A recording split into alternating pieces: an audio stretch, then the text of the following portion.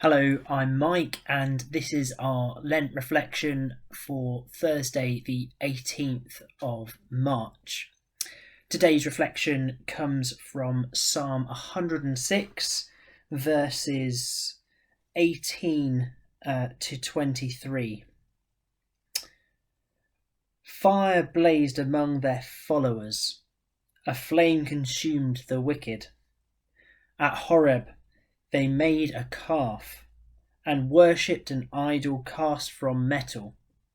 They exchanged their glorious God for an image of a bull, which eats grass.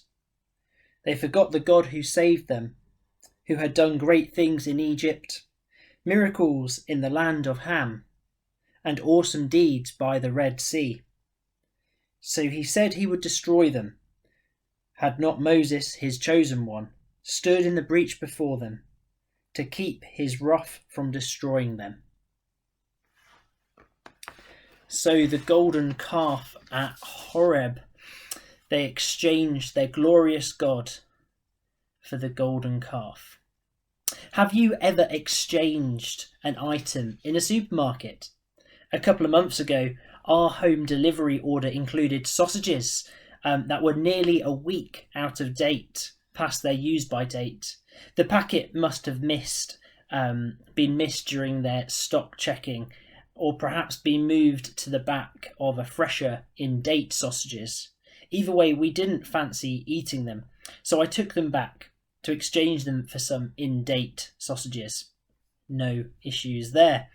Ordinarily, you would exchange for something better. It's unusual to make an exchange, which leaves you worse off than you were to begin with.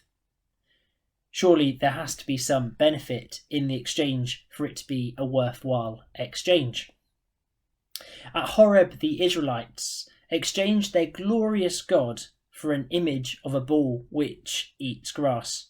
Not even a real animal, an image of one. It's not a great exchange. Of course, none of us would do that.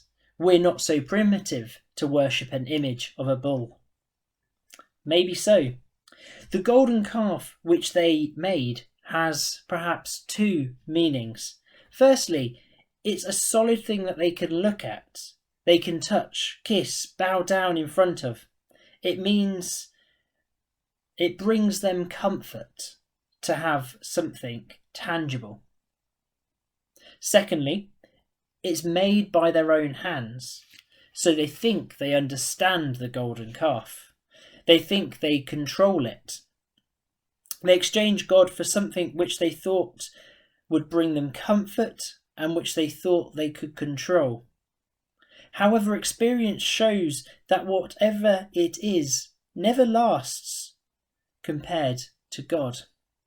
Our golden calves always become so much more controlling than we intended them to start out as. I found through periods of lockdown, scrolling through social media on my phone can take control. I regularly need to check myself. It begins by seeking a little comfort in seeing what other people are doing, but ends up in a compulsion to reach for my phone rather than be present with who I am with, whether in person or on a Zoom. I argue that I can do without it. I'm not worshipping anything there, am I?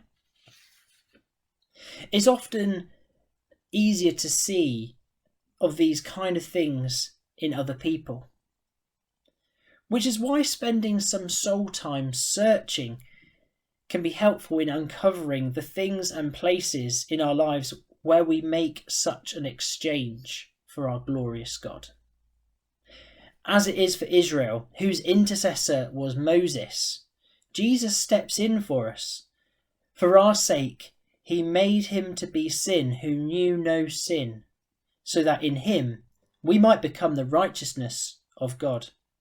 The good news that our sins are laid on Jesus and his righteousness is laid on us, and that this great exchange becomes ours, not by works, but by faith alone. What have you exchanged lately? Surely this kind of exchange, the great exchange, is the only one worth consideration.